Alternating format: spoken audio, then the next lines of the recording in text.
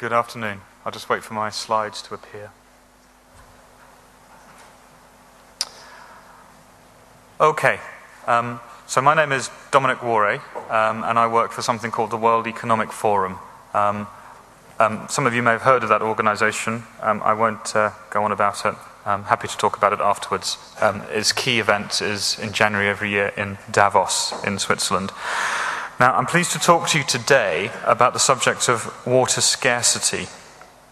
Now, this issue is really quite important in terms of the topic and the agenda that we have on the table. But it's something which is always an invisible issue. And the key challenge is always a lack of awareness. I know this because we run energy security sessions, we run the geopolitics of energy, we run climate change sessions around the world. And whenever it gets to the water session, we get about a third of the numbers who turn up for the geopolitics of energy, or the price of oil, or the crisis of climate change. So it's my job, in the next 20 minutes or so, to illustrate to you the challenge that we face on the water issue in relation to climate change, both globally and particularly for this region, and how a climate policy has to also be a water policy, or we're all in desperate trouble.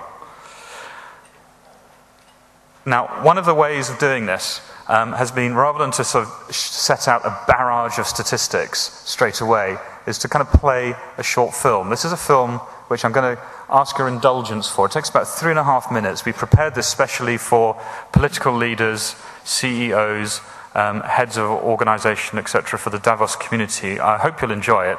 It aims to perhaps illustrate why there probably is quite a lot of reasons to worry about the water issue, and why, in fact, there's not another conference next month or next year or just down the road that's dealing with this issue. We have to deal with this issue concurrently with the climate issue. Thanks.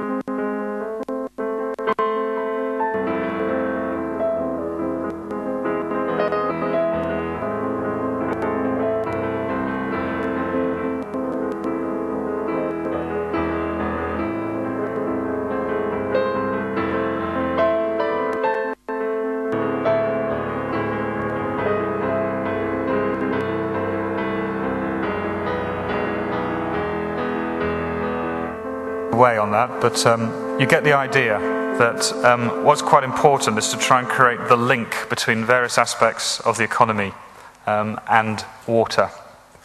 That this is something which is not just about health, not just about people, but is about energy, is about agriculture, is about food, is about security, and is about basically the gossamer that holds together the web of the economy, an irreplaceable, unsubstitutable asset. Now, if we're under a situation where water is stressed, then exactly how much of a problem are we at already? So this is the next stage of the talk I want to give to you, is to set out that even before we inject the kicker of climate change, we're already in a pretty bad situation.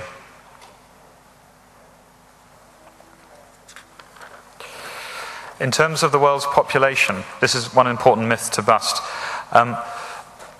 1900 to 2000, the population of the world increased by about factor 4. Fresh water withdrawals increased by about factor 9.